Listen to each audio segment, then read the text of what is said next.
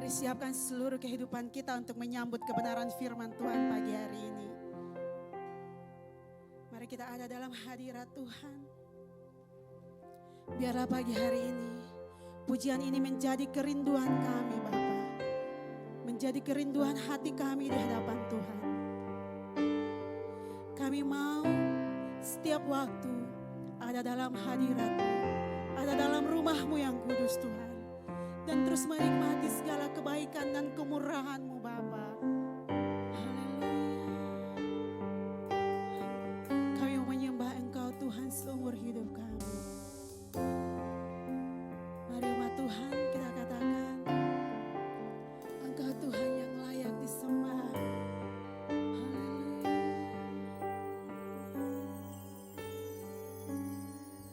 Haleluya.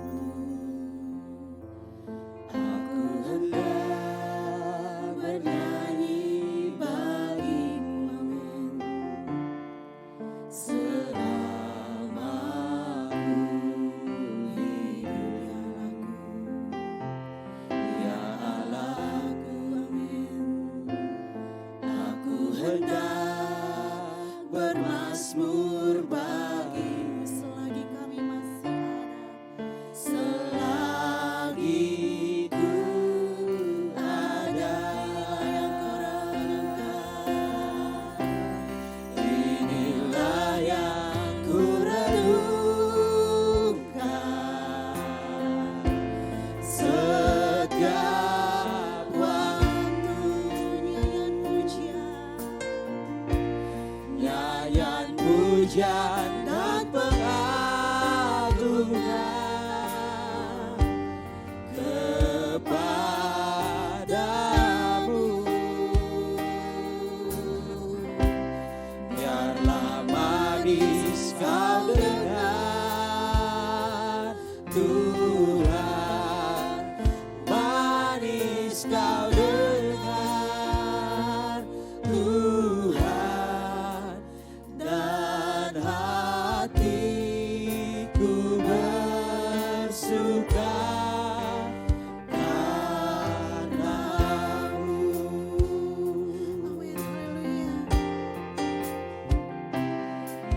Tuhan. Aku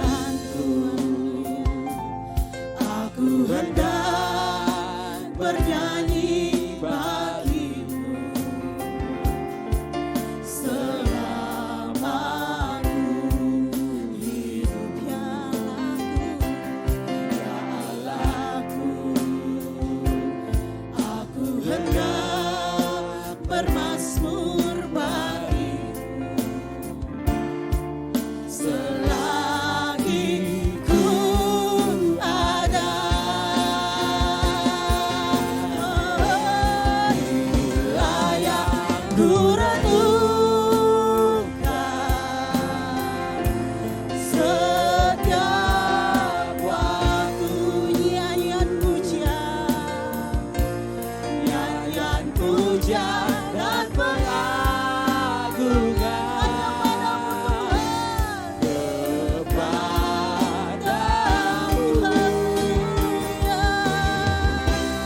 Biarlah manis kau dengar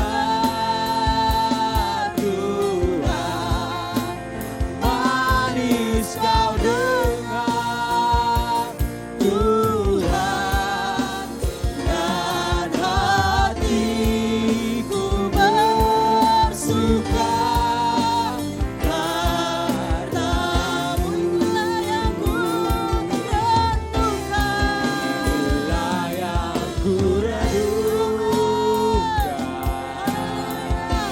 setiap waktu. Nyanyian puja dan pengagungan kepadamu. Biarlah manis kau dengar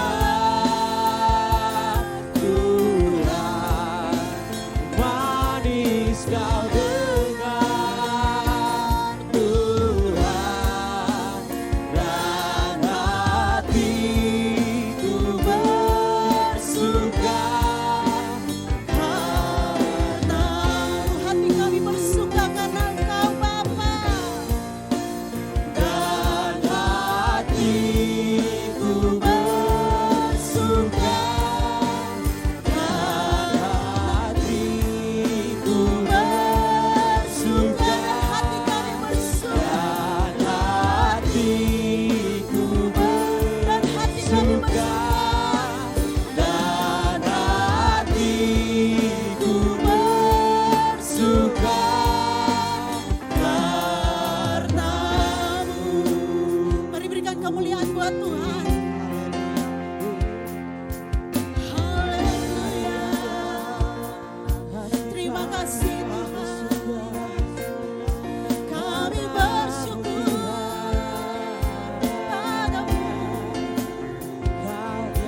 Ini kerinduan hati kami, terus menikmati hadirat-Mu sepanjang hidup kami.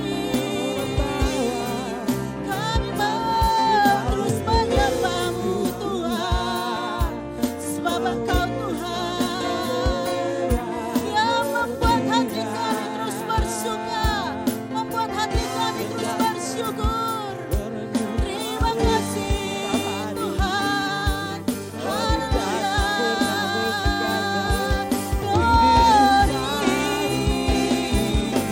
Glory bagi Tuhan. Puja pengagungan kami bagi Raja mulia. Haleluya.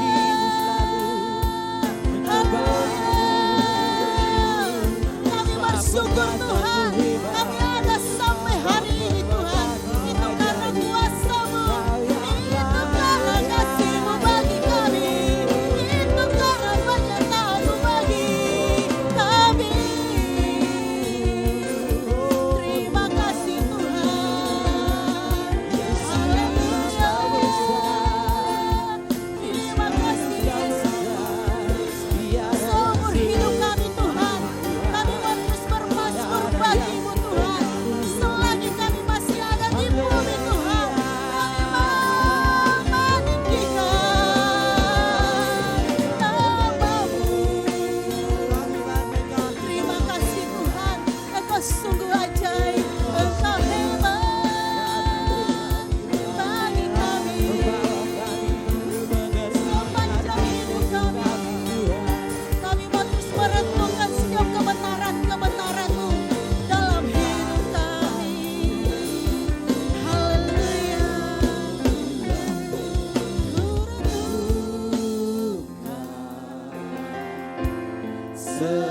Setiap waktu Ini pengakuan kami di hadapan-Mu Tuhan.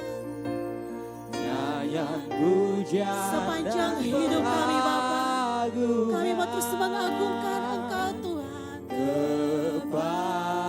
kepadamu. Amin. Biarlah Engkau manis mendengar setiap pujian kami. Dalam manis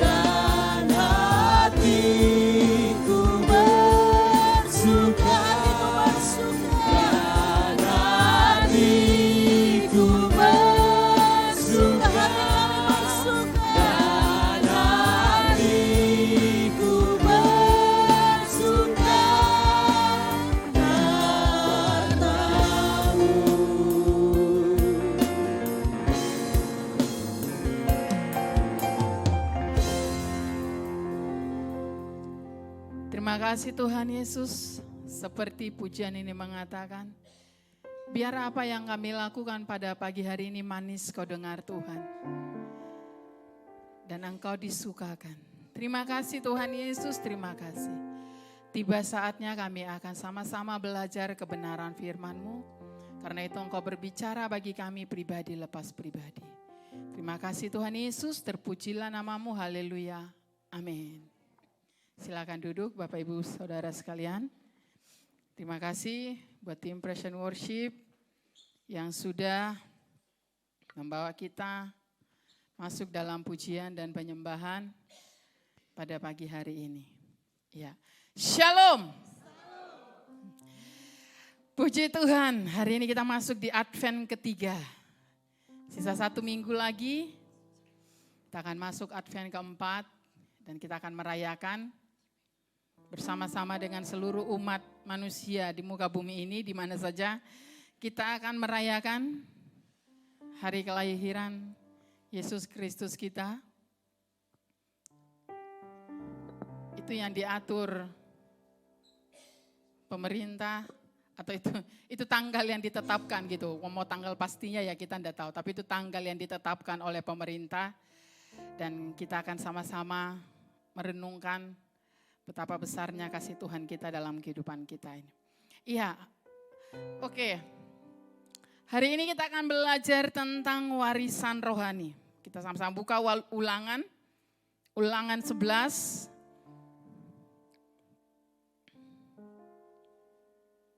Ulangan 11 ayat 8 hingga ayat yang ke-32.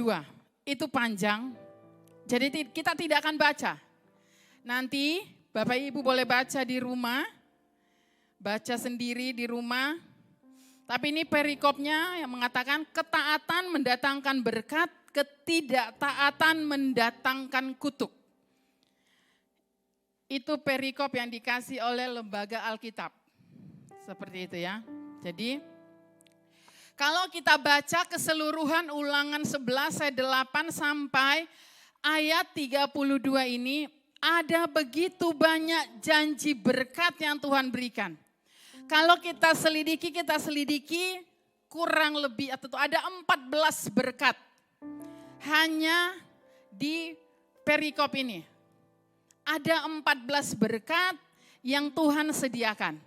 Pagi hari ini kita tidak akan membahas ke-14 berkat itu, tapi kita hanya membahas 3 berkat. Apa aja sih berkat gitu ya? Apa aja berkat yang Tuhan sediakan bagi kita melalui kebenaran firman ini? Yang pertama itu adalah berkat. Yang pertama, pegang janji-janji Tuhan. Kalau kita memegang janji-janji Tuhan berarti ada berkatnya. Itu kita bisa baca di Ulangan 11 ayat 8 dikatakan, jadi kamu harus berpegang pada seluruh perintah yang kusampaikan kepadamu pada hari ini, supaya kamu kuat untuk memasuki serta menduduki negeri kemana kamu pergi mendudukinya.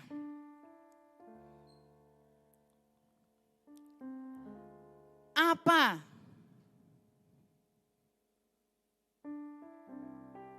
Pesan Tuhan melalui kebenaran firman ini adalah kita harus pegang janji-janji Tuhan supaya apa? Waktu firman ini datang kepada bangsa Israel, Tuhan mengatakan kamu harus pegang teguh janjiku supaya waktu kamu memasuki tanah yang kujanjikan, yang penuh dengan segala berkat-berkat yang berkelimpahan, berpenuh dengan susu dan madu, kamu kuat di sana.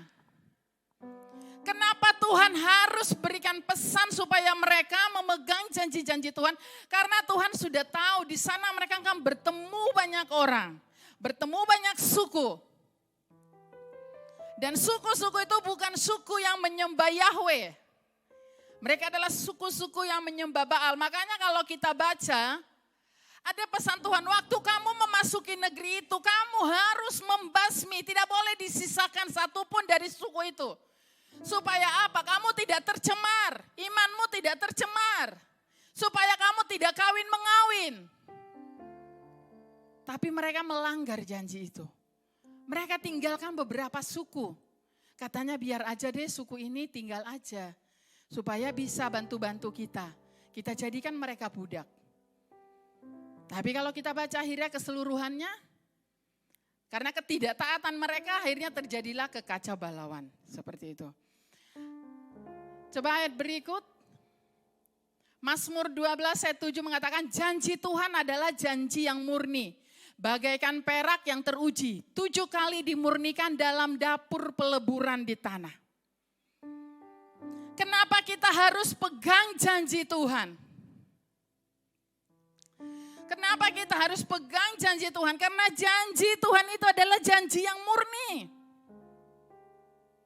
Memang dia diuji. Bagaikan perak katanya, bagaikan perak yang teruji 7 kali dimurnikan dalam dapur peleburan di tanah. Dan kalau kita baca keseluruhan Alkitab ini, keseluruhan Alkitab kita ini dari perjanjian lama hingga perjanjian baru, ada 33.000 janji Tuhan dalam Alkitab ini. Bayangkan, 33.000.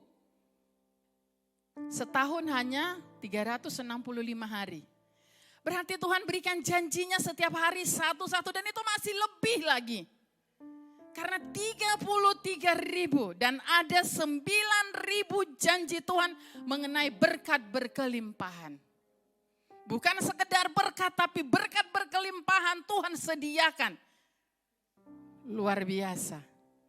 Yang harus kita lakukan apa? Yang harus kita lakukan adalah pegang janji Tuhan. Percayakan janjinya. Karena bagi Tuhan tidak ada yang mustahil. 33.000 janji Tuhan itu hanya janjinya. Tapi yang janji menyangkut janji engkau diberkati berkelimpahan ada 9.000. Setiap hari Tuhan janji engkau diberkati dengan berkelimpahan. Luar biasa. Ada sebuah artikel yang menulis tentang para insinyur di Eropa yang sedang mengembangkan sebuah pesawat yang mampu terbang 5 kali kecepatan suara. Sehingga jarak tempuh pesawat terbang biasa antara London dan Sydney yang biasanya memakan waktu 25 jam, maka bisa ditempuh hanya 5 jam dengan pesawat yang sedang dirancang ini. Kita orang awam pasti berpikir, mana mungkin ada pesawat yang dapat terbang 5 kali kecepatan suara. Tetapi para insinyur ini berkata bahwa itu mungkin dan mereka sungguh-sungguh sedang mempersiapkannya. Kalau orang saja dengan kepintarannya, kecerdasannya, mereka punya satu keyakinan, apa yang sedang mereka kerjakan ini, itu mungkin terjadi. Mungkin orang-orang di luar sana menganggap mereka gila, orang-orang di luar sana menganggap mereka itu, kamu ini kurang kerjaan gitu. Tapi, apa yang mereka yakini, mereka tidak patah semangat dengan perkataan orang lain. Mereka tetap tekun, mereka bilang ini pasti bisa, ini mungkin terjadi. Demikian juga kalau Tuhan mengatakan itu mungkin terjadi dalam hidupmu, tidak mungkin tidak terjadi. Kadang-kadang hanya kita yang bilang, itu enggak mungkin. Dari mana sih datangnya pertolonganku? Padahal pemazmur sudah jelas-jelas mengatakan, aku melayangkan mataku ke gunung-gunung, dari manakah datangnya pertolonganku? Pertolonganku datangnya dari Tuhan yang menciptakan segala sesuatu. Tapi kadang-kadang kita ragu dengan pemikiran kita yang kecil ini. Otak kita yang kecil sepotong ini, kita mau coba mentelaah, kira-kira Allah mungkin tidak menepati janji-janjinya dalam kehidupan saya. Kita baca ayat berikut. Yohanes 2 ayat 1, demikian. Pada hari ketiga ada perkawinan di Kana yang di Galilea. Dan ibu Yesus ada di situ. Yesus dan murid-muridnya diundang untuk ke perkawinan itu. Ketika mereka kekurangan anggur, Ibu Yesus berkata kepadanya, mereka kehabisan anggur. Kata Yesus kepadanya, mau apakah engkau daripadaku Ibu, saatku belum tiba. Tetapi Ibu Yesus berkata kepada pelayan-pelayan, apa yang dikatakan kepadamu, buatlah itu. Di situ ada 6 tempayan yang disediakan untuk pembasuhan menurut adat orang Yahudi. Masing-masing isinya 2-3 buyung. Yesus berkata kepada pelayan-pelayan itu, isilah tempayan-tempayan itu penuh dengan air. Dan mereka pun mengisinya sampai penuh. Lalu kata Yesus kepada mereka, sekarang cedoklah dan bawalah kepada pemimpin pesta. Lalu mereka pun membawanya. Dari ayat tersebut ini, saya mau tanya Bapak Ibu. Yang punya iman yang luar biasa siapa? Yang punya iman yang luar biasa siapa? Hah? Ibu Yesus. Ketika saya membaca ayat ini dan merenungkannya, yang saya kagumi adalah pelayannya. Pelayan di pesta tersebut. Kalau Ibu Yesus sudah tahu dia mengandung benih ilahi. Dia sudah tahu siapa yang dia kandung, dia sudah tahu siapa yang dia besarkan. Tapi pelayan-pelayan ini, mereka tidak kenal Yesus. Dia datang bersama Maria. Maria bukan orang terpandang, bukan orang hebat, hanya istri tukang kayu. Bawa anaknya yang tukang kayu juga, pengganti papanya yang sudah tidak ada. Dia pengganti papanya untuk meneruskan usaha mebel mereka. Pelayan-pelayan ini tidak tahu janji apa yang diberikan kepada Yesus dan siapa dia. Tapi bayang lihat, mereka mengikutinya. Dan mereka pun mengisinya sampai penuh. Mereka tidak mempertanyakan kenapa kami harus isi. Itu belum ada, Yesus belum buat mujizat di mana-mana. Luar biasa. Jadi tempayan ini bukan tempayan wadah kecil. Setiap tempayan itu bisa menampung 120 liter. Kalau dikalikan 6 tempayan berarti menjadi 720 liter. Yang malam itu berubah. Mereka tanpa mempertanyakan perintah Yesus, mereka hanya melakukannya. Luar biasa. Mari kita renungkan sama-sama. Sudahkah level iman kita sama dengan pelayan ini? Sudahkah level iman kita sama dengan para pelayan-pelayan ini yang tidak mempertanyakan siapa itu Tuhan Yesus? Yang tidak melihat statusnya anak tukang kayu. Tapi waktu mereka diberi perintah, mereka melakukannya tanpa protes. Sudahkah level iman kita sampai di sana? Sudahkah kita teguh berpegang pada janji-janji Tuhan tanpa mempertanyakan ini mungkinkah? Mana mungkin kami ada di Soe yang kicik anak begini nih. Tidak mungkin. Kami tidak akan mungkin. Kami tidak akan mungkin melakukan perkara-perkara besar. Kami tidak akan mungkin. Saya sudah melihat pribadi yang memiliki iman yang luar biasa seperti ini. Almarhum Apostel Daniel Henubau. Dia orang yang sangat beriman. Orang lain mencibir dia untuk apa yang dia lakukan. Orang lain tidak suka. Tapi dia katakan, apa yang berasal daripada Tuhan, itu pasti jadi. Tidak mungkin tidak jadi. Sampai hari kematiannya, hatinya untuk Soe, hatinya khususnya untuk NTT, hatinya untuk Sumba tidak pernah berubah. Dia tetap mau melihat kemuliaan Tuhan dinyatakan atas NTT. Kemuliaan Tuhan itu terpancar dari NTT. Jadi karena itu saat kita baca firman Tuhan, apa yang dikatakan firman Tuhan, percayai saja dan lakukan saja. Sama seperti pelayan-pelayan ini, mereka nggak nanya, kenapa lu anak tukang kayu kok kasih perintah buat kami, lu siapa? Lu pisana, lu son mengerti, lu urus aja tuh lupung mebel. Kamu urus kami suruh isi nih tempayan dan air. Tapi tidak seperti itu sikapnya mereka. Mari miliki iman sama seperti pelayan-pelayan ini. Yang tidak mempertanyakan. Kalau Tuhan katakan, kau harus buat ini, lakukan. Sama contohnya seperti, walaupun banyak sekarang ini, kalau kita dengarkan khotbah-khotbah, hamba-hamba Tuhan. Sekarang kan gampang, mau hamba Tuhan siapa aja. Luar negeri, dalam negeri, mau kemana saja. Kalau mungkin ada di Mars juga bisa gitu ya. Mau di mana? Kamu mau dengar hamba Tuhan siapa? Tinggal klik internet, gampang. Sekarang banyak yang memperdebatkan. Nggak perlu bawa persepuluhan ke gereja. Ngapain bawa persepuluhan, itu kan zaman dulu. Nggak perlu bawa-bawa lagi persepuluhan. Tapi yang mencatatkan itu siapa? Firman Tuhan.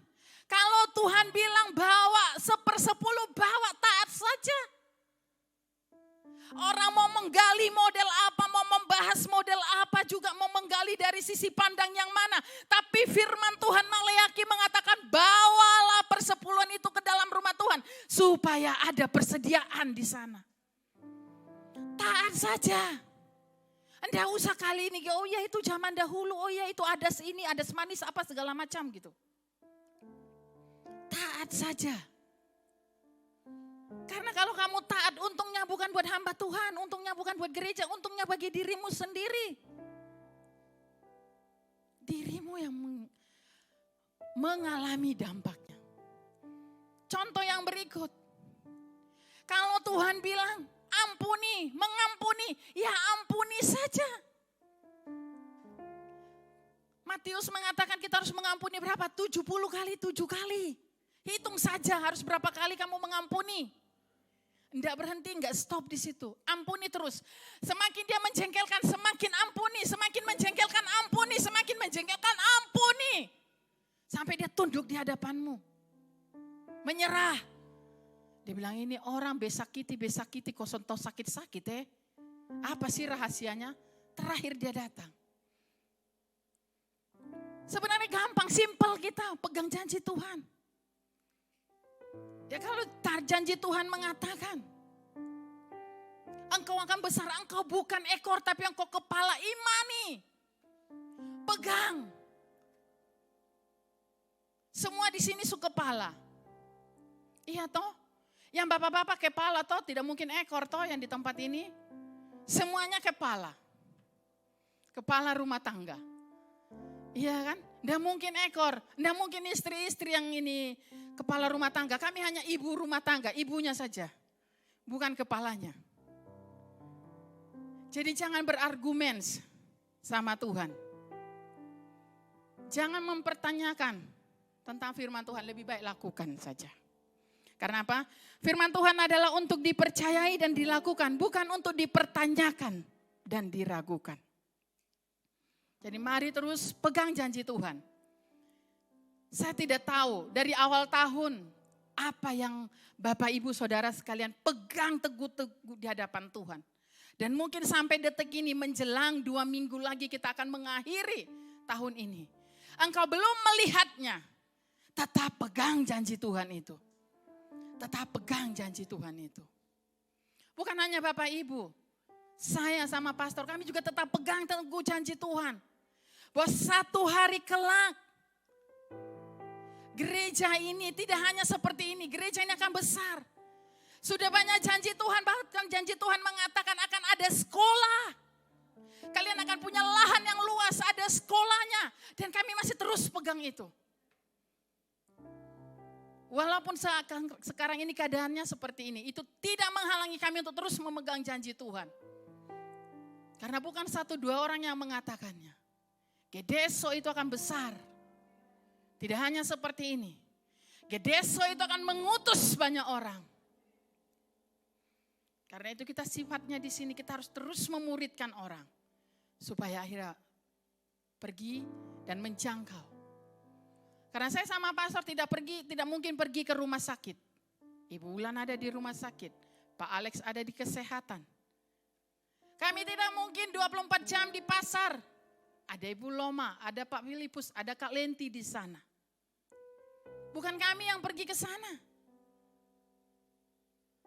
Tidak mungkin kami pergi di sekolah-sekolah setiap hari. Ada Mama Kolo yang di sekolah. Ada Ibu Reni yang di kampus. Kalian adalah orang-orang yang sudah dipersiapkan Tuhan. Karena itu maksimalkan potensimu. Mungkin kita orang-orang yang memegang teguh janji Tuhan, orang-orang di luar sana melihat kita seperti orang aneh. Tapi tidak apa aneh di mata dunia, enggak apa-apa. Tapi di mata Tuhan itu indah. Di mata Tuhan itu indah. Kemana lagi kami tidak mungkin pergi. Hari-hari kami pergi ke kantor dinas mana, kemana tidak mungkin. Tapi ada Pak Sugeng di sana. Kami tidak mungkin pergi ke sekolah-sekolah, ada anak-anak sekolah di sini. Ada Mas Ogas, ada Mbak Erda, ada Mbak Arda. Ada yang lainnya. Semuanya. Karena itu kita semuanya harus berfungsi. Harus berfungsi. Sedikit kesaksian pada tanggal 26 November, Apostol masih memberikan kami renungan. Kembali dia bahas renungan tentang Betel dan Ai. Betel itu adalah rumah Tuhan, Ai itu adalah batu-batu. Batu-batu yang belum diapa-apain, tumpukan batu. Jadi kita tidak boleh ada di antara. Kalau lu mau di Betel, Betel. Karena itu jemaat Tuhan tidak boleh menjadi tumpukan batu, tapi jemaat Tuhan harus menjadi batu-batu pencuru. Yang dipakai Tuhan dengan luar biasa. Itu pesan terakhir beliau. Renungan yang dia kirim buat kami. Yang kedua, kita akan cepat. Yang kedua, beribadah dengan segenap hati. Ulangan 11 ayat 13 mengatakan, jika kamu dengan sungguh-sungguh mendengarkan perintah yang kusampaikan kepadamu pada hari ini, sehingga kamu mengasihi Tuhan Allahmu dan beribadah kepadanya dengan segenap hati dan segenap jiwamu. Kita harus beribadah dengan segenap hati. Beribadah ini ibarat kita sedang menabung. Ya, kita sedang menabung. Menabung apa? Menabung kasih yang semakin besar dalam kehidupan kita. Contohnya, kalau kita menemukan seseorang yang sudah berumur 80 tahun atau sudah di atas 70 tahun, dia dalam kondisi yang sangat sehat. Itu bukan takuju dia sehat. Itu dia sudah menabung kesehatan dari masa mudanya. Dia sudah menjaga pola makannya, dia sudah rajin berolahraga, dia sudah semua pola hidup yang sehat dia jalani, dia sudah tabung itu. Sehingga di hari tuanya dia menuai tabungan yang sudah dia tabung waktu dia masih muda. Dia tidak merokok, tidak minum, tidak begadang, pokoknya pola hidup sehat. Kita akan lihat di kemudian hari, di masa tua mereka tetap orang yang sangat-sangat fit. Sangat-sangat luar biasa. Kita juga harus menabung tabungan rohani kita. Tuhan mau kita memiliki tabungan rohani. Untuk apa? Untuk mempersiapkan hidup kita memasuki masa-masa yang akan datang. Tuhan mau kita memiliki kasih Yesus yang jauh lebih kuat dari sebelumnya. Karena jika tidak, maka kita tidak akan kuat untuk menghadapi berbagai tantangan kehidupan di masa-masa yang akan datang. Atau di saat-saat kesulitan datang. Karena itu kita harus memiliki tabungan rohani.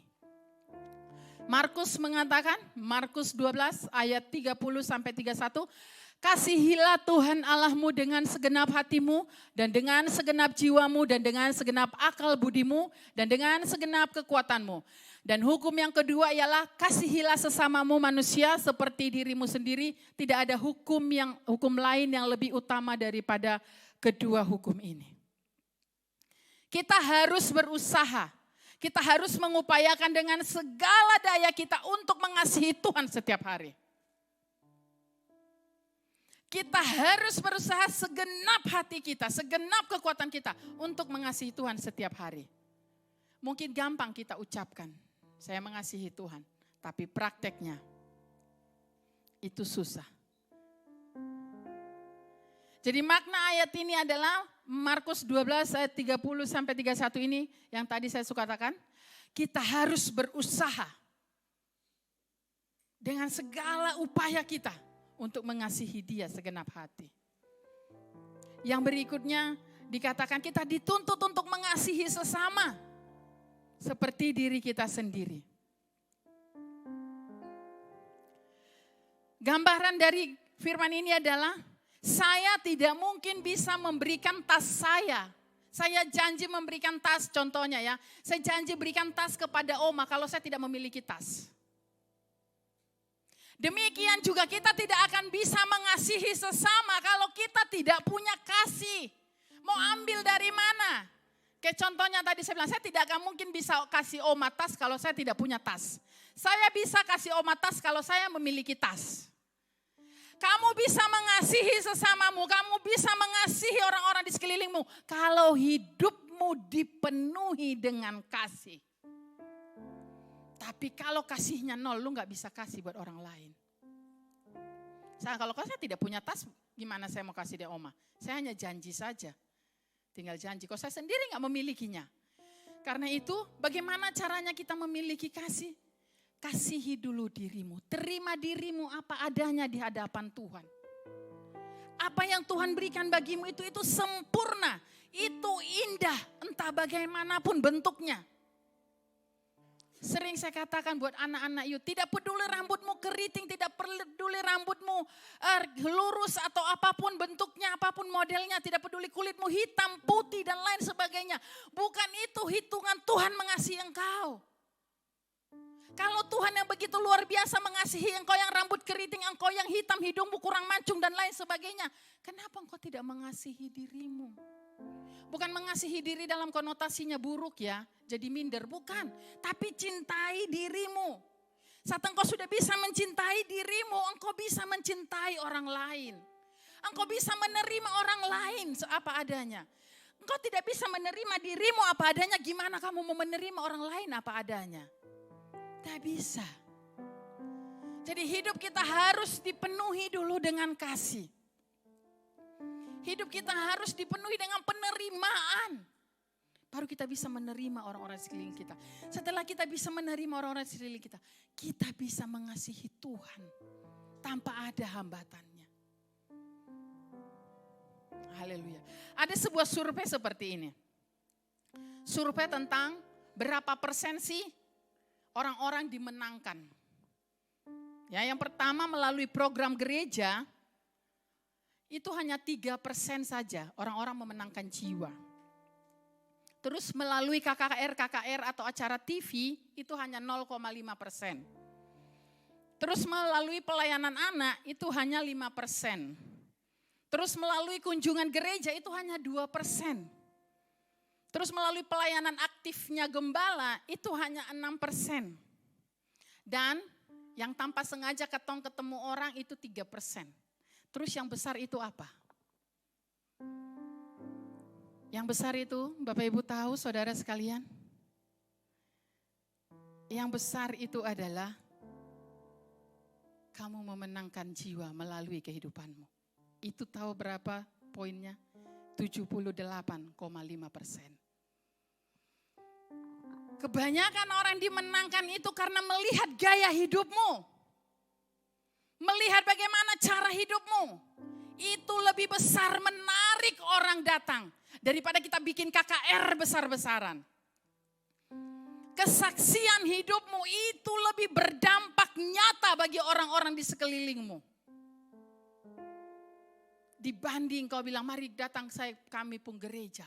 Kami pun gereja itu, begitu toh menurut orang. Itu tadi hanya 3% coba. Tapi saat engkau bertemu dengan orang dan orang membaca kesaksian hidupmu melalui tingkah lakumu setiap hari. Wow. Dan orang itu tertarik akan Kristus. itu yang terjadi 78% persentasenya. Luar biasa. Jadi apa arti data tersebut di atas? Artinya adalah seperti yang telah Tuhan perintahkan kepada seluruh umatnya untuk pergi dan menjadikan semua bangsa muridnya, maka menjadi tanggung jawab kita semua. Tanggung jawab kita semua. Orang percaya untuk memenangkan jiwa bagi Yesus. Tuhan sudah berjanji ketika kita melangkah dan ketika kita melangkah dan mau menjadi saksi Kristus untuk memenangkan jiwa-jiwa, maka tanda-tanda ajaib akan menyertai setiap langkah-langkah kita seperti ayat firman berikut. Markus 16 ayat 17 sampai 18 mengatakan, tanda-tanda ini akan menyertai orang-orang yang percaya, mereka akan mengusir setan-setan demi namaku, mereka akan berbicara dalam bahasa-bahasa yang baru bagi mereka akan memegang ular dan mereka pun minum racun maut, mereka tidak akan mendapat celaka, mereka akan meletakkan tangannya atas orang-orang sakit dan orang itu akan sembuh. Bapak Ibu dapati di sini ada kata pendeta? Tidak ada toh? Berarti firman ini datang kepada siapa? Kepada kita semua orang yang percaya. Jadi di sini tidak dikatakan bahwa tanda-tanda ini akan menyertai pendeta-pendeta. Mereka akan mengusir pendeta-pendeta akan mengusir setan, bukan. Tapi setiap orang percaya, Bapak, Ibu, Saudara sekalian yang ada di tempat ini, tua, muda, kecil, besar, kamu disertai Tuhan dengan tanda-tanda yang ajaib. Itu janji Tuhan, bukan janji saya. Itu janji Tuhan bagi kita semua. Karena itu kasihi Tuhan Allahmu dengan segenap hatimu. Dan jangan pernah ragu, pegang janji Tuhan. Janjinya Dia akan menyertai kita dengan tanda-tanda ajaib. Dan saya sudah banyak mendengarkan kesaksian di tempat ini. Bagaimana Tuhan memakai pribadi-pribadi itu dengan luar biasa. Hal-hal yang tidak pernah dipikirkan, hal-hal yang tidak pernah dirancangkan dalam pemikirannya. Tuhan mengutus, Tuhan mengirim orang-orang untuk datang dan untuk dilayani. Dan orang-orang yang seperti itulah harus bertambah-tambah dalam jemaat ini. Karena gembala tidak bisa bekerja sendiri. Seperti yang tadi saya bilang, kami tidak mungkin satu hari antero di rumah sakit untuk melayani orang di rumah sakit. Kami tidak mungkin satu hari antero ada di pasar untuk melayani orang-orang di pasar. Tidak.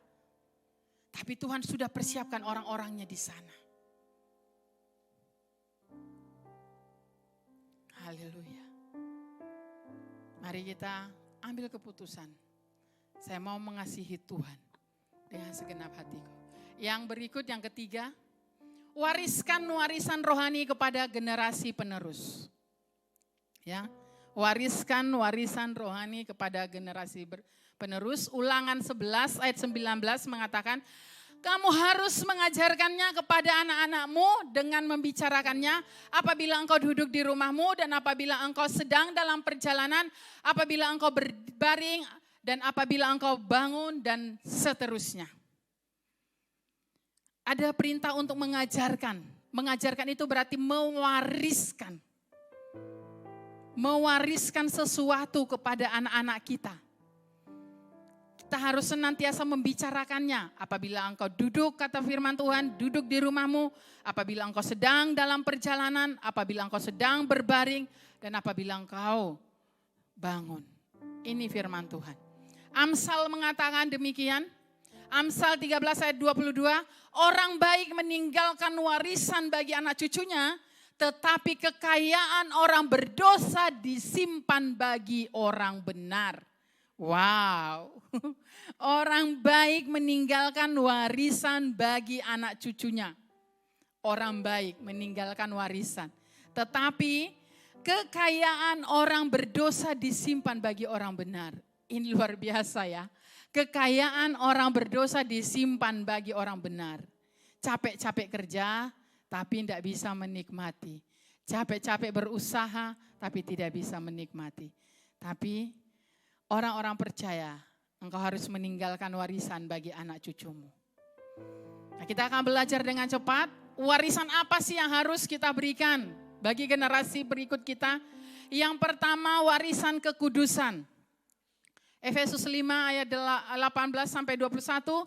Dan janganlah kamu mabuk oleh anggur karena anggur menimbulkan hawa nafsu, tetapi hendaklah kamu penuh dengan roh. Dan berkata-katalah seorang kepada yang lain dalam mazmur, kidung puji-pujian dan nyanyian rohani. Bernyanyi dan bersorak-sorailah bagi Tuhan dengan segenap hati. Ucaplah syukur senantiasa atas segala sesuatu dalam nama Tuhan kita Yesus Kristus kepada Allah dan Bapa kita. Dan rendahkanlah dirimu seorang kepada yang lain dalam takut akan Kristus. Di tengah standar moral dunia yang semakin menurun, maka justru umat Tuhan harus hidup dalam standar kekudusan yang semakin meningkat. Bapak, Ibu, saudara sekalian, anak-anak muda, mungkin kamu bilang ini firman bukan buat saya, tapi dengarkan. Kalian harus mewariskan gaya hidup kudus kepada anak-anak. Bapak, Ibu, saudara sekalian harus menjadi teladan dalam kekudusan bagi generasi berikutnya, bagi anak-anak kita. Seperti itu ya. Jadi kata jangan kamu mabuk oleh anggur, jangan karena anggur menimbulkan hawa nafsu, tetapi hendaklah kamu penuh dengan roh. Jangan kita orang tua pikir kita cukup berusaha, kita cukup bekerja sekeras-kerasnya, karena kita pikir cukup mewariskan harta benda bagi mereka, itu tidak cukup. Yang pertama itu kita harus mewariskan kekudusan. Karena saat kita mewariskan kekudusan bagi anak-anak kita, bagi generasi kita, kita tidak takut saat mereka berjalan di luar sana. Karena standar moral di luar sana itu berbeda dengan standar moral yang kita bangun di dalam rumah tangga kita. Karena itu kita harus berbeda. Anak-anak muda dengar, engkau harus berbeda dari teman-temanmu. Tidak masalah engkau dikatakan ketinggalan zaman. Tidak masalah dikatakan engkau tidak gaul, tidak apa-apa. Tapi jaga kekudusanmu di hadapan Tuhan. Yang berikutnya kita harus mewariskan warisan kasih. Efesus 5 ayat 22 sampai 23. Hai istri, tunduklah kepada suamimu seperti kepada Tuhan. Karena suami adalah kepala istri, sama seperti Kristus adalah kepala jemaat, dialah yang menyelamatkan tubuh.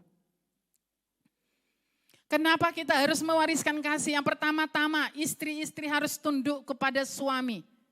Suami-suami tunduk kepada Kristus. Saat istri-istri tunduk kepada suami itu menandakan dia menunjukkan kasihnya. Dia menunjukkan kasihnya kepada suaminya. Itu harus diwariskan kepada anak-anak kita, kepada generasi. Warisan kasih itu penting. Karena kalau mereka hidup tanpa kasih, kayak tadi saya katakan, mereka tidak akan mungkin bisa memberikan kasih kepada orang lain kalau mereka tidak dipenuhi dengan kasih. Biarkan anak-anak kita kenyang dengan kasih di dalam rumah. Supaya mereka tidak berkeliaran di luar sana untuk mencari kasih. Untuk orang-orang, mencari orang-orang yang bisa mengasihi mereka. Jangan biarkan itu terjadi. Tapi kenyangkan mereka dengan kasih. Dengan cara apa? Orang tua memberikan contoh. Istri-istri mengasihi suami, suami mengasihi istri. Karena apa? Generasi semuda kita sekarang ini adalah generasi yang disebut the fatherless generation. Mereka adalah orang-orang atau mereka adalah generasi yang hidup tanpa bimbingan serta kasih dari orang tua. Mungkin di kota Soe tidak terlalu kentara. Tapi kalau di kota besar, orang tua pergi dari pagi, matahari belum terbit juga mereka sudah keluar rumah. Masuk kembali anak-anak sudah tidur. Begitu terus rutinitasnya seperti itu. Sampai akhirnya anak-anak tidak pernah bertemu muka dengan orang tua. Bahkan sampai di hari libur pun, weekend pun mereka tetap punya kegiatan. Mungkin bagi kita anak-anak kita di sini tidak terlalu merasakan hal ini. Tapi kalau kita lihat di luar sana, kita lihat di kota-kota besar, mereka betul-betul the fatherless generation. Mereka orang-orang yang kehilangan kasih.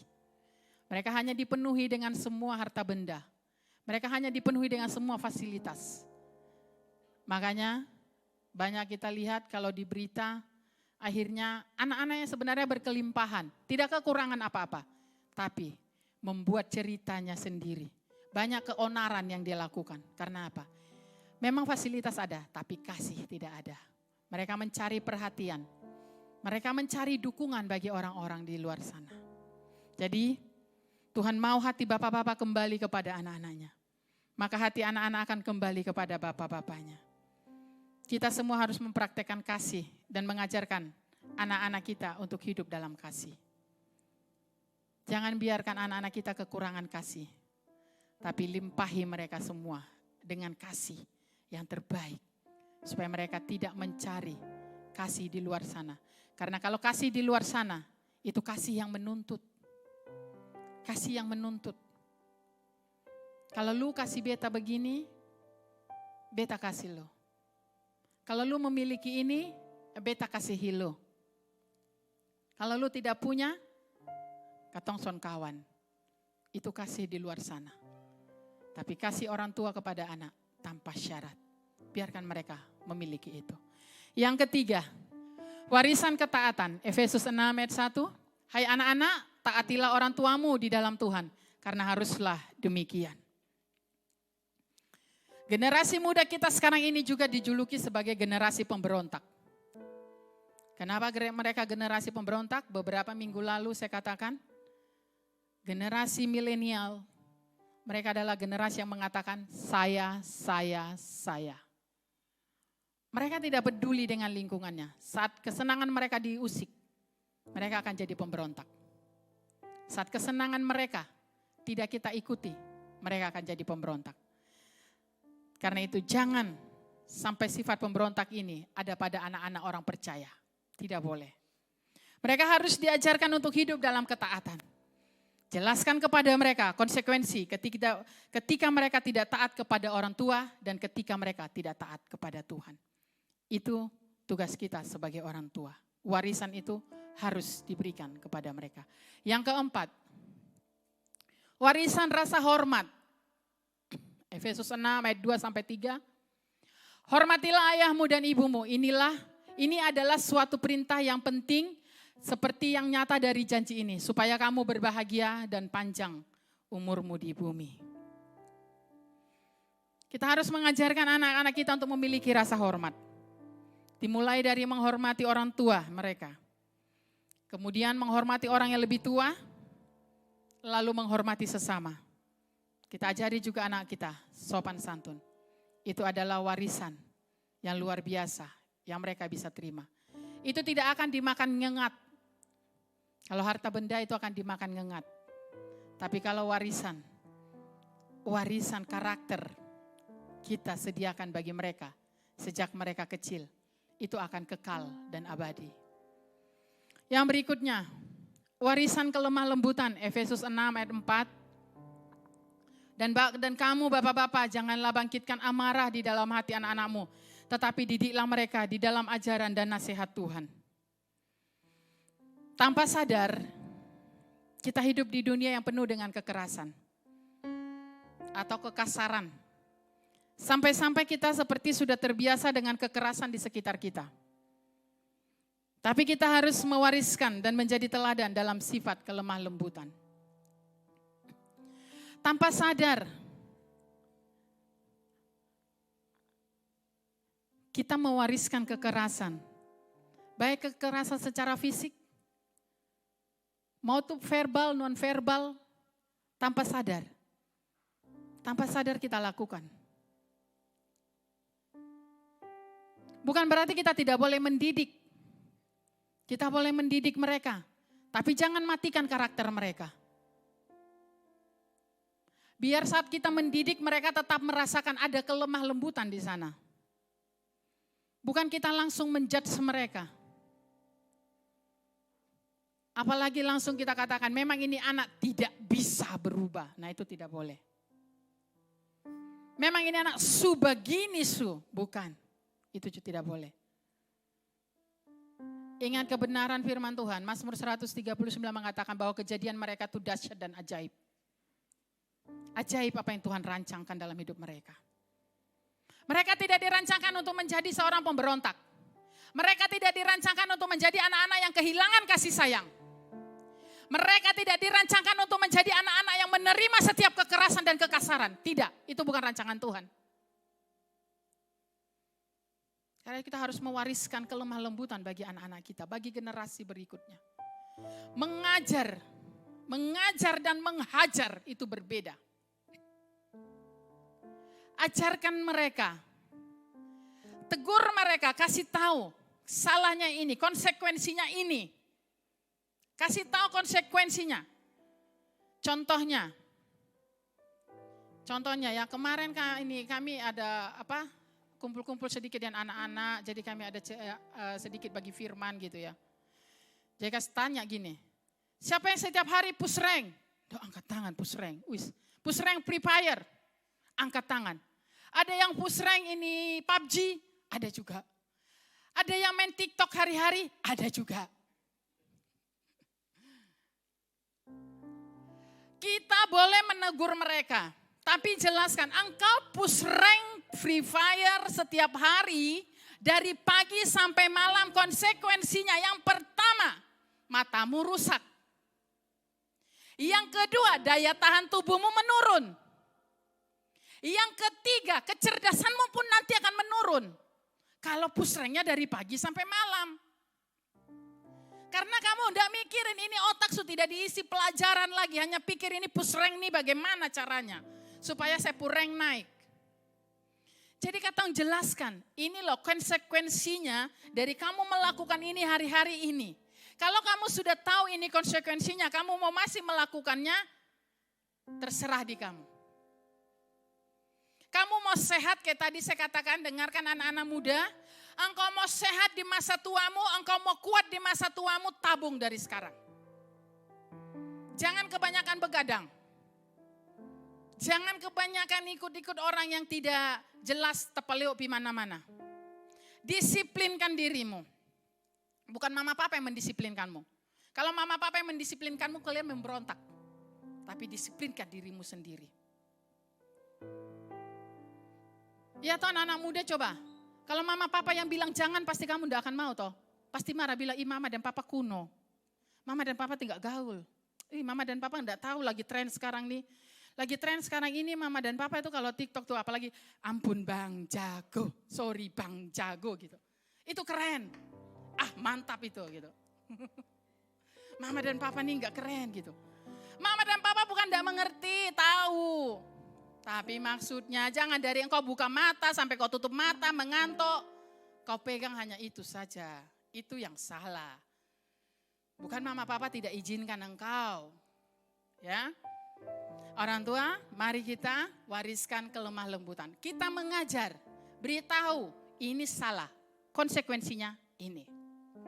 Yang berikutnya, warisan kedewasaan. Ayatnya masih sama, Efesus 6 ayat 4. Dan kamu bapak-bapak janganlah bangkitkan amarah di dalam hati anak-anakmu, tetapi didiklah mereka di dalam ajaran dan nasihat Tuhan. Kedewasaan itu tidak diukur dari usia, tapi bagaimana seseorang meresponi segala hal yang terjadi dalam hidupnya dengan respon yang benar. Karena itu, mari kita ajari anak-anak kita untuk merespon dengan benar segala sesuatu yang mereka alami. Ya. Jadi sekali lagi, kedewasaan itu ada kok orang sudah menikah tapi tidak dewasa-dewasa, banyak. Banyak, percaya anak-anak, banyak. Terlalu banyak. Jadi itu kedewasaan itu tidak diukur dari usia. Engkau sudah usia 40 tapi kadang-kadang kelakuanmu kayak anak-anak. Tapi ada anak-anak yang usianya masih belasan tapi cara berpikir, cara merespon sesuatu itu lebih daripada orang umur 50 tahun. Karena itu kita orang tua harus mewariskan warisan kedewasaan bagi mereka. Saat mereka menghadapi sesuatu peristiwa, saat mereka menghadapi satu kejadian, jangan langsung bilang tuh itu kan mama dan papa su omong tuh, lu sun mau dengar. Nah begini su, kalau begini sukar mana? Jangan langsung bilang begitu. Kalau mereka sedang menghadapi satu peristiwa, satu kejadian, tanyakan mereka. Terus sekarang mau bagaimana? Coba kasih mereka untuk mengutarakan isi hati mereka, pemikiran mereka. Bagaimana cara mereka menyelesaikan satu kejadian ini. Kalau mereka sudah memberikan idenya mereka dan menurut kita itu ada yang kurang, berikan tambahannya. Jangan belum apa, oh itu kan. Ini memang anak son mau dengar-dengaran. Wih, terlalu banyak bermain dengan si ini. Terlalu banyak ini, terlalu ini. Sudah kejadian begini, siapa yang repot? Kadang-kadang kita orang tua responnya begitu toh.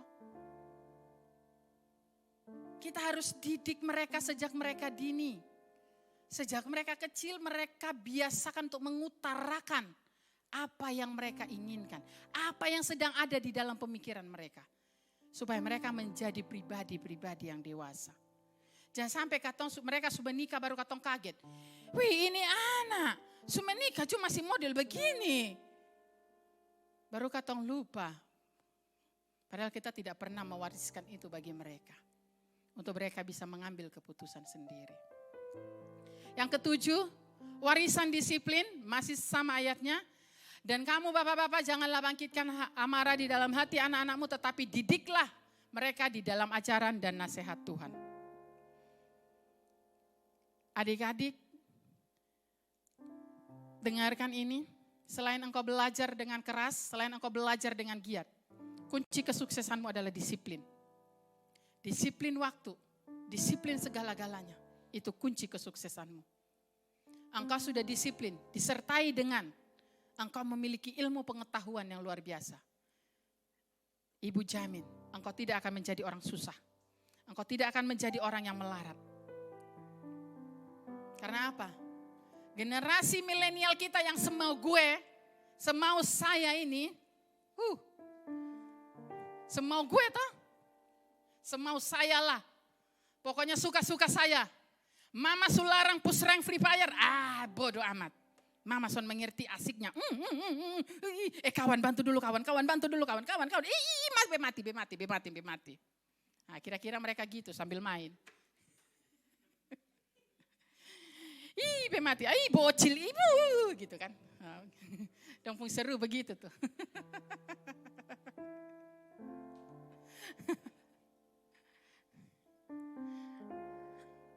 Kalau engkau bisa disiplin push rank Free Fire, kenapa engkau tidak bisa disiplin belajar? Kalau kedisiplinanmu push rank Free Fire itu, lu ubah, lu alihkan disiplin belajar. Disiplin baca firman Tuhan, disiplin berdoa, disiplin beribadah. Wow, lu generasi yang luar biasa. Terlalu luar biasa kawan.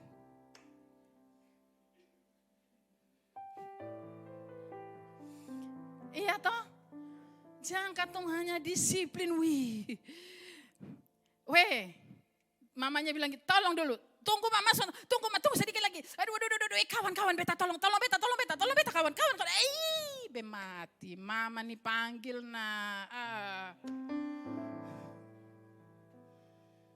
Son tahu kok kan nih, bepung reng su turun ini.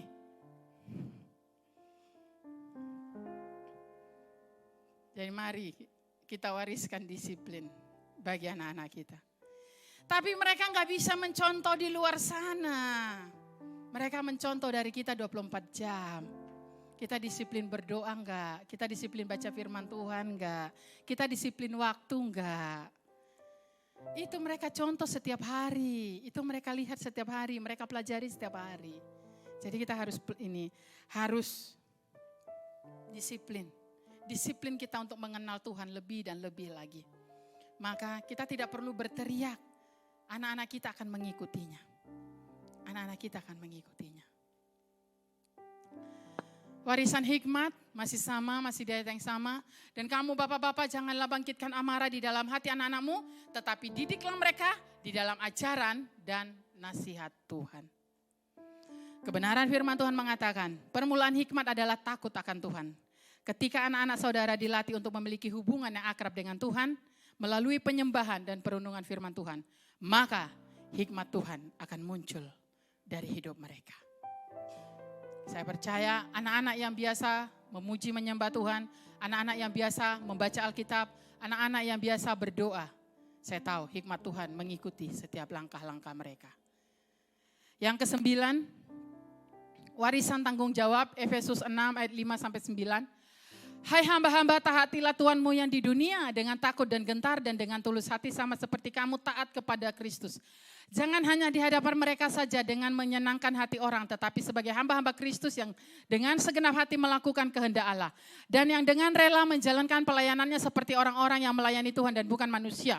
Kamu tahu bahwa setiap orang, baik hamba maupun orang merdeka, kalau ia telah berbuat sesuatu yang baik, ia akan menerima balasannya dari Tuhan. Dan kamu tuan-tuan, perbuatlah demikian juga terhadap mereka dan jauhkanlah ancaman. Ingatlah bahwa Tuhan mereka dan Tuhan kamu ada di surga dan tidak memandang muka. Ya, Tuhan itu tidak memandang muka. Ayat 8 dikatakan, kamu tahu bahwa setiap orang baik hamba maupun orang merdeka, kalau ia telah berbuat sesuatu yang baik, kalau dia sudah bertanggung jawab, ia akan menerima balasannya dari Tuhan. Ketika kita bertanggung jawab atas perkara kecil yang Tuhan berikan, maka Tuhan akan mempercayakan tanggung jawab yang lebih besar. Jadi ajarkan anak-anak kita untuk bertanggung jawab atas segala sesuatu yang telah dipercayakan atas mereka. Bertanggung jawab hal-hal yang kecil. Adik-adik dengar. Bertanggung jawab untuk hal-hal yang kecil. Mungkin mama berikan kamu tanggung jawab. Kamu tanggung jawabnya setiap hari, kamu urusannya cuci piring. Kamu urusannya cuci pakaian, kamu urusannya sapu rumah, kamu urusannya pel rumah, kamu urusannya bersihkan tempat tidur, kamu urusannya bersihkan pekarangan rumah, kamu urusannya memasak dan lain sebagainya. Kalau mama papa sudah berikan itu, adik-adik belajar bertanggung jawab. Kamu belajar dulu tanggung jawab di dalam rumah. Tanggung jawab yang mama papa kasih, ini loh bagian tanggung jawabmu ini. Rumah itu harus bersih, itu tanggung jawabmu. Makanan harus tersedia di atas meja, itu tanggung jawabmu. Dikerjakan dengan senang hati. Karena apa? Adik-adik tidak akan mungkin bilang nanti saja kalau kami sudah bekerja baru kami bertanggung jawab. Kalau kami sudah kerja di kantor baru kami bertanggung jawab. Tidak akan bisa. Kamu harus latih dulu di rumah. Latih dulu di rumah, kamu biasa. Kalau kamu sudah diberikan tanggung jawab, rumah harus bersih. Itu tanggung jawabmu, jagalah kebersihan rumah. Dan kita orang tua harus berani mendelegasikan tanggung jawab itu bagi mereka. Harus ajarkan mereka sejak dini, sejak kecil.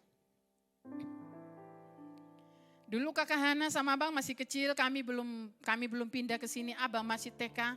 Biasanya mereka suka bagi tugas yang satu sapu rumah, yang satu pel. Bayangkan abang yang masih TK pel rumah, yang ada rumahnya tidak kering, ada basah. Basah di mana-mana. Tapi tidak apa-apa.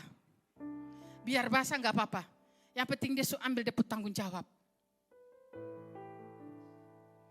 Jadi kalau anak-anak kita misalkan melakukan sesuatu dan tidak sesuai dengan kehendak hati kita, biarkan. Beritahu dia pelan-pelan, caranya seperti, jangan langsung bilang, ini anak dikasih tanggung jawab, son bisa. Baru kerja begini, saya son bisa. Lu son tahu kok mama su capek kerja di sana. Katong pung ini mengomel nih, terlalu luar biasa. Baru katong bisa mengomel nih tanpa tarik napas toh. Iya kan? Katong mengomel panjang lebar nih, katong mengomel terus. Son pakai berhenti, son pakai jeda. Sampai kapan terakhir, ya itu toh, son tahu kalau mama capek nih. Omong aja dia capek. Apalagi lihat rumah yang berantakan. Ya toh? Mari kita wariskan tanggung jawab bagi anak-anak kita. Yang terakhir, warisan kekuatan. Efesus 6 ayat 10 sampai 17. Akhirnya hendaklah kamu kuat di dalam Tuhan, di dalam kekuatan kuasa-Nya. Kenakanlah seluruh perlengkapan senjata Allah supaya kamu dapat bertahan melawan tipu musuh iblis. Karena perjuangan kita bukanlah melawan darah dan daging, tetapi melawan pemerintah-pemerintah, melawan penguasa-penguasa, melawan penghulu-penghulu dunia yang gelap ini, melawan roh-roh jahat, dan seterusnya. Ini bukan berarti kita hanya menyediakan makanan bergizi biar mereka kuat, mereka tidak sakit-sakitan. Bukan hanya itu. Ya. Lebih dari itu adalah anak-anak kita harus memiliki kerohanian yang kuat, iman yang kuat. Oleh sebab itu, ajar mereka untuk senantiasa bergantung dan berharap kepada Tuhan sehingga iman mereka akan terus bertumbuh. Ajarkan mereka untuk terus bergantung dan berharap sama Tuhan. Supaya iman mereka bertumbuh di tengah-tengah situasi dunia yang semakin hari tidak semakin baik.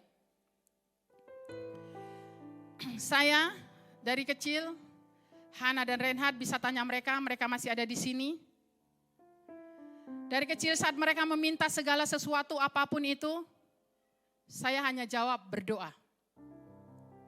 Kalau memang Tuhan kehendaki kamu memiliki itu, pasti Tuhan akan berikan kamu berkat. Tapi kalau tidak, ya berarti tidak ada berkatnya. Saya selalu ajarkan itu. Sampai hari ini, mereka tetap berpegang itu. Tapi satu kali seperti yang kemarin, saya pernah kesaksian, saya bilang, sebenarnya hanya bercanda sama Hana, saya bilang dia kasih tunjuk foto dari Instagram, Ma ini sendal bagus, saya bilang beli sudah. Terus yang satu komplain. Selain dia katakan di mana keadilan bagi rumah ini dan dia tanya, dia katakan seperti ini, dia kasih kembali perkataan saya. Biasanya mama bilang, kalau kami minta berdoa dulu, ini langsung bilang beli. Padahal saya hanya bercanda saja. Sampai sekarang juga saya tidak beli, tanya itu dia ada di situ. Saya hanya bercanda saja sama dia, beli. Tapi itu adalah warisan. 10 warisan. Kalau Bapak Ibu mau tambahkan yang lain bisa. Ada mau warisan kejujuran apa. Tapi yang pertama ya warisan iman. Tapi semua itu yang 10-10 ini mencakup itu warisan iman. Warisan karakter yang harus kita berikan bagi anak-anak kita. Itu adalah warisan rohani. Warisan rohani. Sama seperti apa yang kami sudah terima dari Apostel Daniel Hanubau. Warisan rohani terlalu banyak. Terlalu luar biasa. Terlalu banyak yang Bapak sudah tinggalkan bagi kami. Makanya secara pribadi, secara jasmani saya, secara tubuh saya, secara daging saya katakan kenapa terlalu cepat. Itu kalau secara sapu daging. Karena kami masih membutuhkan. Kami masih membutuhkan wejangannya. Kami masih membutuhkan kehadirannya. Kami masih membutuhkan. Saat kami lelah, saat kami datang dari tempat ini, kami datang ke Jakarta. Saat kami lelah dalam kelelahan, dia akan memeluk kami. Kami masih membutuhkan itu. Tapi Tuhan lebih mengasihinya. Tuhan lebih membutuhkannya di sana. Bersorak-sorai bersama dengan para kudus. Haleluya. Mari berikan warisan rohani bagi anak-anak kita. Ajar mereka untuk memegang janji-janji Tuhan dalam hidup mereka. Ajar mereka untuk terus tekun beribadah. Setia mencari Tuhan. Dan ajarkan, berikan 10 warisan rohani. Bapak Ibu mau tambahkan, silahkan. Tapi yang saya berikan itu. Mari kita bangkit berdiri.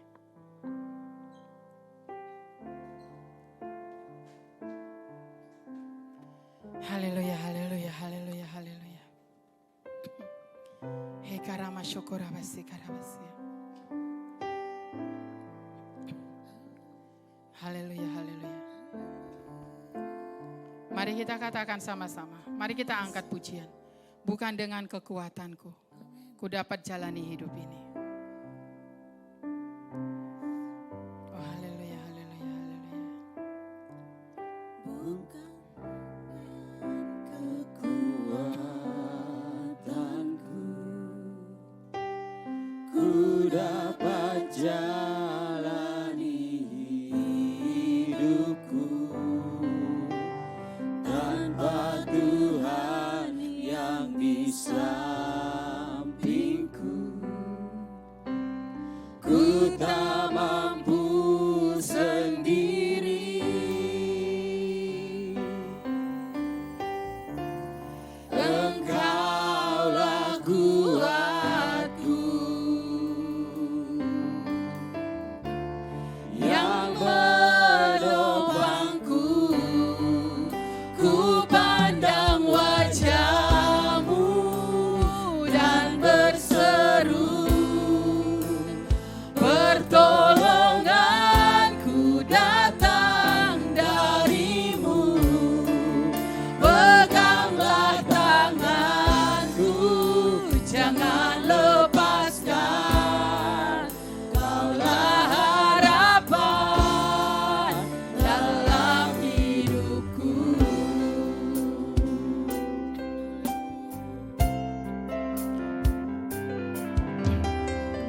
bukan dengan kekuatanku